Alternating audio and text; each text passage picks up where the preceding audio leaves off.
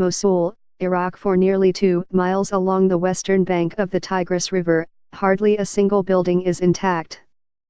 The warren of narrow streets of Mosul's old city is a crumpled landscape of broken concrete and metal. Every acre is weighed down by more than 3,000 tons of rubble, much of it laced with explosives and unexploded ordnance. It will take years to haul away the wreckage, and this is just one corner of the destruction. The Iraqi military and U.S.-led coalition succeeded in uprooting the Islamic State group across the country, but the cost of victory is nearly incalculable. 3 years of war devastated much of northern and western Iraq. Baghdad estimates $100 billion is needed nationwide to rebuild. Local leaders in Mosul, the biggest city held by IS, say that amount is needed to rehabilitate their city alone. So far no one is offering to foot the bill. The Trump administration has told the Iraqis it won't pay for a massive reconstruction drive. Iraq hopes Saudi Arabia and other Gulf countries will step up, and Iran may also take a role. The UN is repairing some infrastructure in nearly 24 towns and cities around Iraq, but funding for it is a fraction of what will be needed. As a result, much of the rebuilding that has happened has come from individuals using personal savings to salvage homes and shops as best they can. Nearly every city or town in former IS territory needs repair to one degree or another. The longer it takes, the longer many of those who fled IS or the fighting remain uprooted.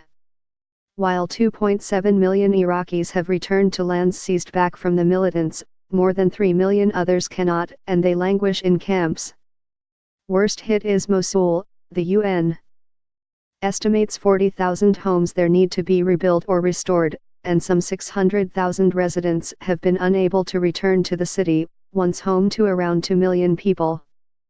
Corruption and bitter sectarian divisions make things even harder. The areas with the worst destruction are largely Sunni, while the Baghdad government is Shiite-dominated. The fear is that if Sunni populations feel they've been abandoned and left to fend for themselves in shattered cities, the resentment will feed the next generation of militants.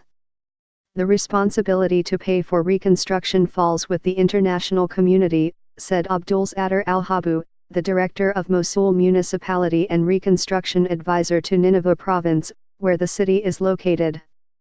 If Mosul is not rebuilt, he said, it will result in the rebirth of terrorism. Mosul's old city paid the price for the Islamic State group's last stand.